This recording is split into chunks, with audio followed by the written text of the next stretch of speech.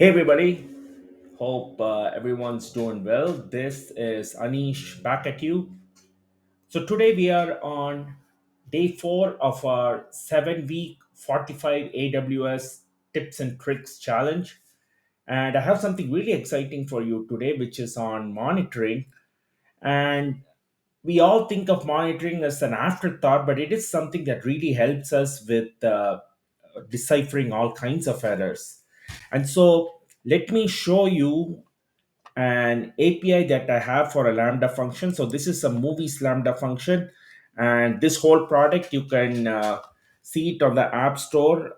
It's called Movie Magic Reviewer, and I essentially have a Lambda function fronted by API Gateway, and the Lambda function has logging enabled. Now the API Gateway by default does not have login enabled. Okay, so let me go ahead and let's say in my headers, so this is going to be the API that I'm going to hit. Where am I getting that API from? You can see here that if I go into triggers for the Lambda function, this is the API gateway endpoint that I have. Okay, so this endpoint I'm going to take and put it here in Postman. Oops, put it here. Let me just do it right. So this is the API endpoint, and what I'm going to do is I'm going to put this in Postman.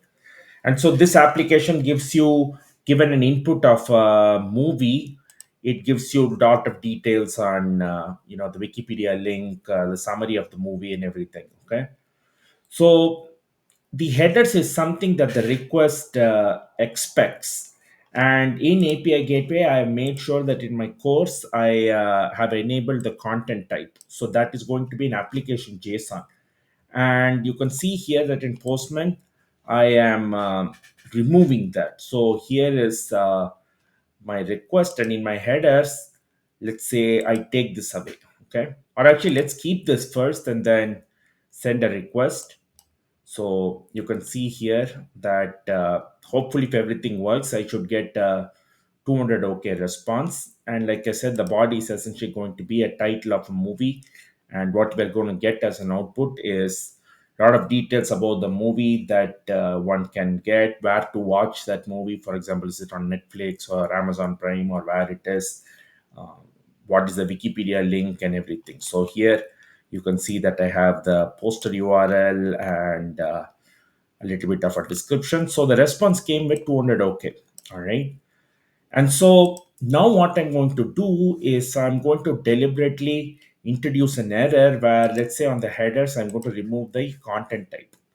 Okay, so let me do that and then send the request, and boom, it comes up with something that I cannot understand. It's a 500 internal server error, but I cannot understand much from this. Okay, and so let me go into API Gateway and go here into logging and enable this particular access logging.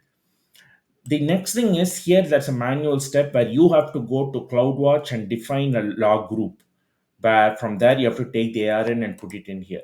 So let me go ahead and go to log groups and create a log group like for movies, and let me create that. Okay, so here you can see for movies was created, and what I need is the ARN that I'm going to put it in API Gateway. All right. Now there is a default JSON that is going to come up with the request ID, source IP, what is HTTP method. For example, here is a get method and everything. What I want to add is an error for the content type, and so I'm going to change this a little bit and also say that the content type is the input parameters with the content type, and if there exists a content type, and this is going to be the user agent. I'm going to add a couple of things. All right, so let me go ahead and save this, and now let me go ahead and make the request again, because now I've enabled access logging. And so here you can see in Postman, I'm not getting a correct output because I don't have the content type defined.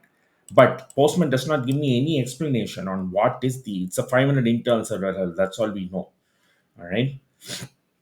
So the fact that we are missing that as a header hopefully should come from CloudWatch. But before that, let us go to the Lambda function itself that is related to this API. So for example, if I go in here and go into integrations, this is a slash summarize route, and you can see here that for get, it is going to go into this Lambda function. So let's see what happens in the Lambda function. I mean, what exactly was happening there. And so you can see here that I have a test, a monitor, and everything else. So let me go into monitor and watch what's going on. And so here I have a CloudWatch log group as well. So in Lambda, it automatically gets created.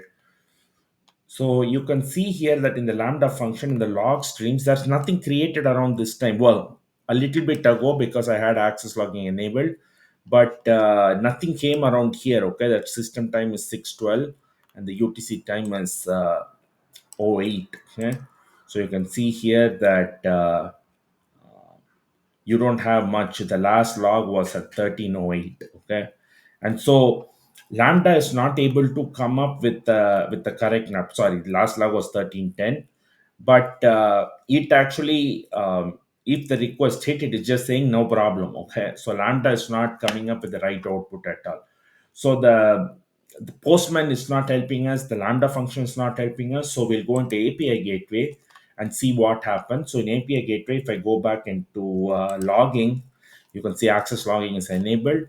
So I go from here to CloudWatch. At the top right, you have CloudWatch. And CloudWatch logs are good, but they are not going to help us too much. Okay.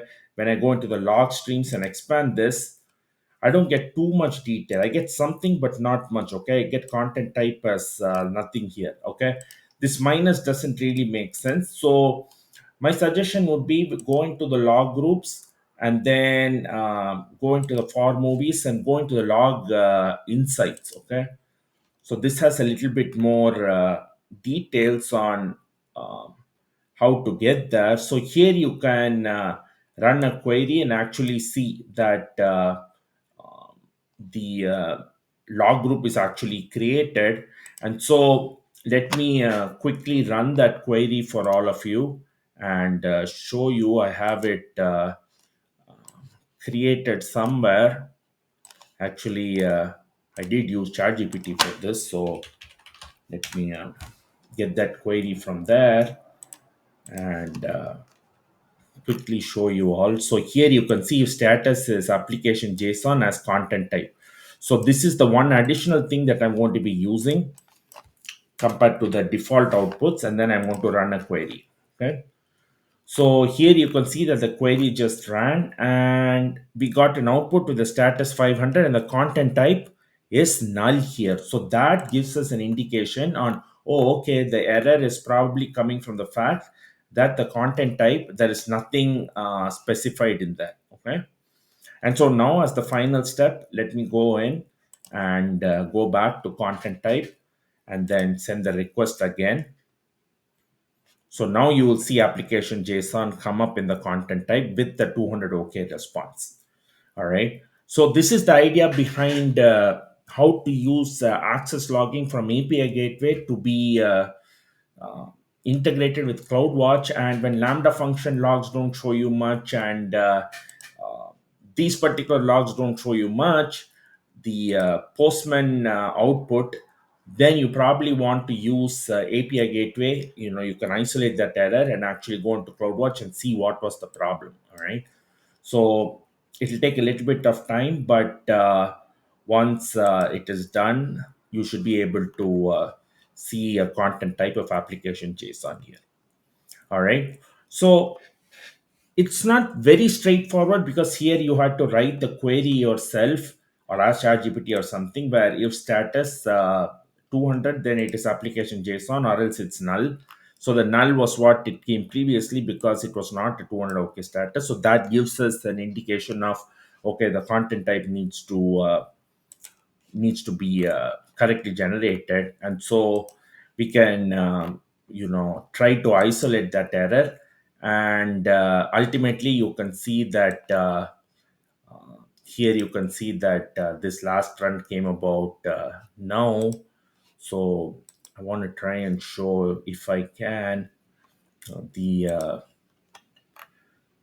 output for the get request. It takes a little bit of time on these CloudWatch insights to actually see the output, but maybe give it a couple of minutes.